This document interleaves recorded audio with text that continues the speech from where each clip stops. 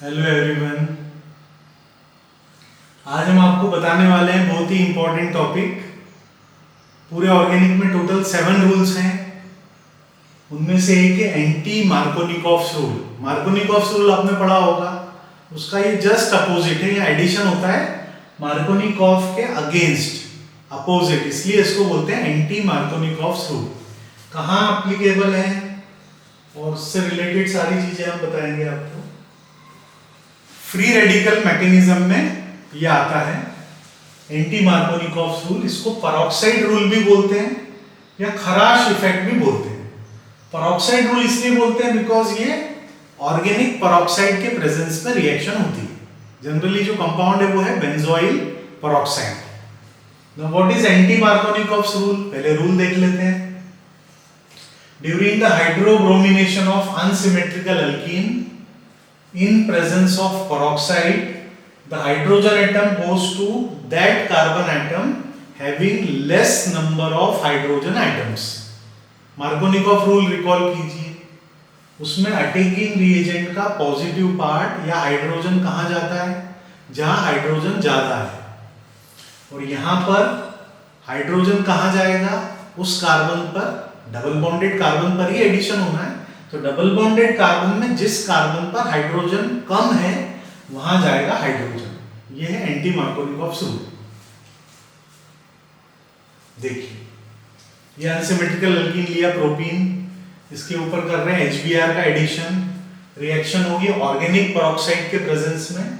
ये सबसे common organic peroxide है बेंजोइल पेरोक्साइड। क्या होगा? हाइड्रोजन कहां जाएगा? ये डबल बॉन्ड, यहाँ एक ही हाइड्रोजन है या 2 हाइड्रोजन है, तो हाइड्रोजन वहां जाएगा जहां हाइड्रोजन का नंबर कम है, सेकेंडरी कार्बन पर। और हेलोजन ब्रोमीन कहां जाएगा? प्राइमरी कार्बन पर। क्या बनेगा? 1 ब्रोमोप्रोपेन। समझ में आ गया? तो ये HBr का एडिशन हो रहा है बेंजोइल पेरोक्साइड के प्रेजेंस में, बन रहा है 1 ब्रोमोप्रोपेन। तो जो पेरोक्साइड रूल है ये केवल HBr के एडिशन के लिए एप्लीकेबल है, वो भी in presence of organic peroxide. अब आप बोलेंगे यदि पेरोक्साइड हटा दें और HBr ले लें तो क्या होगा? आपने पेरोक्साइड हटा दिया, HBr लिया, तो क्या होगा? क्या पेरोक्साइड रूल लगेगा? नहीं लगेगा। यहाँ पर हाइड्रोजन वहां जाएगा, मतलब मार्कोनिकॉफ एडिशन हो जाएगा। हाइड्रोजन कहाँ जाएगा? जहां ज्यादा हाइड्रोजन है, और ब्रोमीन कहाँ जाएगा? जहां कम हाइड्रोजन। मतलब क्या बनेगा? 2 ब्रोमोप्रोपेन बनेगा। समझ में आ रहा है? अब ऐसा क्यों होता है, तो इसके मैकेनिज्म से चीजें आपको समझ में आएंगी। मैकेनिज्म देखते हैं। जो भी ऑर्गेनिक पेरोक्साइड है उसका फंक्शन होता है हेलोजन एसिड से हाइड्रोजन एक्सट्रैक्ट करना और हेलोजन रेडिकल, यहां पर HBr है तो ब्रोमीन रेडिकल जनरेट करना। ठीक है, ये ब्रोमीन रेडिकल जो भी अनसिमेट्रिकल अल्कीन है, यहां हमने प्रोपीन लिया है, उस पर अटैक करेगा। जैसे ही ब्रोमीन फ्री रेडिकल का अटैक होगा, क्योंकि रिएक्शन में फ्री रेडिकल मैकेनिज्म है, पेरोक्साइड प्रेजेंट है, तो ये डबल बॉन्ड में जो पाई बॉन्ड है, पाई इलेक्ट्रॉन का होगा होमोलिटिक बॉन्ड फिशन। ये दोनों कार्बन अपने अपने इलेक्ट्रॉन लेकर अलग होंगे, होमोलिटिक बॉन्ड फिशन होगा, इक्वल डिस्ट्रीब्यूशन होगा शेयर्ड पेयर का। अब देखिए, ऑड इलेक्ट्रॉन एक इसके पास भी आएगा, एक इसके पास भी आएगा, तो ब्रोमीन रेडिकल इस सेकेंडरी कार्बन पर भी अटैक कर सकता है, प्राइमरी कार्बन पर भी अटैक कर सकता है।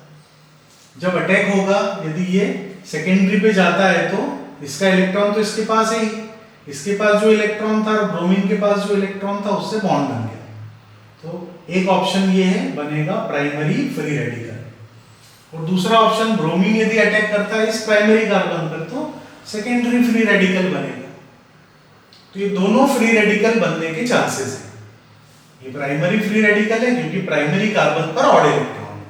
ये सेकेंडरी फ्री रेडिकल है क्योंकि सेकेंडरी कार्बन पर ऑड इलेक्ट्रॉन है। अब इन दोनों में ज्यादा स्टेबल कौन सा है तो आपको पता है, तो सेकेंडरी फ्री रेडिकल ज्यादा स्टेबल है, बनने के चांसेस दोनों हैं, लेकिन ये ज्यादा स्टेबल है तो यही बनेगा। आप बोलेंगे ये भी कुछ परसेंट बन गया तो 10%, 20%, तो ये बन गया तो इसमें 1,2 ब्रोमीन रेडिकल शिफ्ट हो जाएगा और वो ज्यादा स्टेबल सेकेंडरी फ्री रेडिकल में कन्वर्ट हो जाएगा।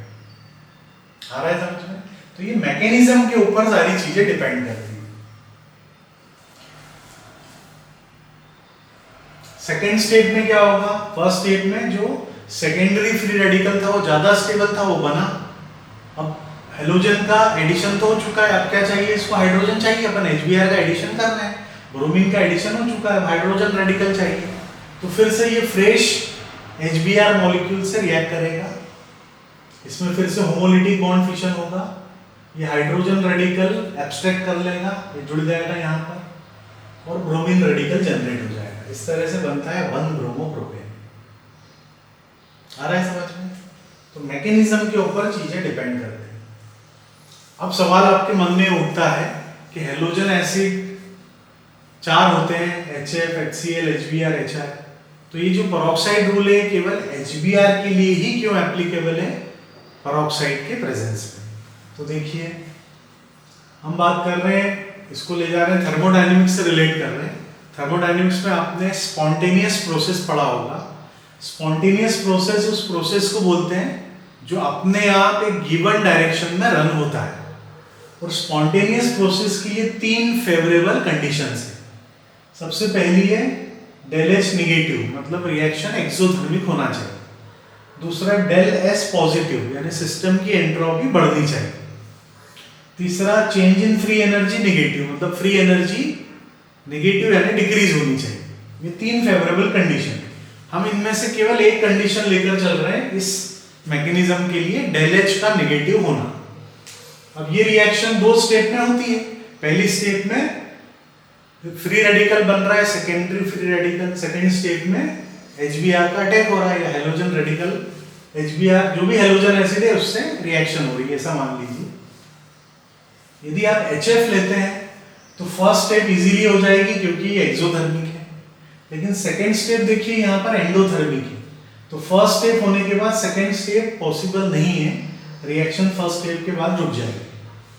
HCl देखिए, यहाँ भी फर्स्ट स्टेप इजीली हो जाएगी, क्लोरीन रेडिकल बन जाएगा, लेकिन सेकेंड स्टेप एंडोथर्मिक है तो प्रोसेस नहीं होगा।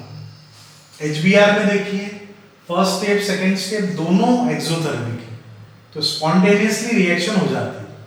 और HI में तो फर्स्ट स्टेप ही एंडोथर्मिक है, मतलब आयोडीन रेडिकल बनता ही नहीं है यहाँ पर, क्योंकि वो हाईली अनस्टेबल है, तुरंत 2 आयोडीन रेडिकल मिलके I2 मॉलिक्यूल बना देते हैं। तो यहाँ तो फर्स्ट स्टेप ही एंडोथर्मिक है, तो दूसरी भले ही एक्सोथर्मिक, उससे कोई फर्क पड़ेगा नहीं, क्योंकि फर्स्ट ही नहीं हो रही है, तो सेकेंड कैसे होगी भाई? जैसे एग्जाम में मान लो JEE के एग्जाम में मेंस और एडवांस, अब किसी का मेंस में सिलेक्शन नहीं हुआ तो एडवांस कैसे दे पाएगा? तो वैसे ही यहाँ सोचिए कि फर्स्ट स्टेप एंडोथर्मिक है, तो सेकेंड स्टेप भले ही एक्सोथर्मिक हो, रिएक्शन नहीं हो। तो ये समझ में आया आपको?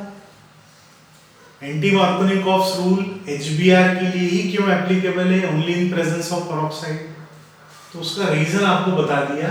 HBr में दोनों स्टेप क्या होती है, एक्सोथर्मिक। बाकी तीनों halogen acid HF, HCl, HI में एक स्टेप क्या है, एंडोथर्मिक है, इसलिए रिएक्शन हो नहीं पाती। समझ में आया? बिल्कुल आसान है। Thank you for watching.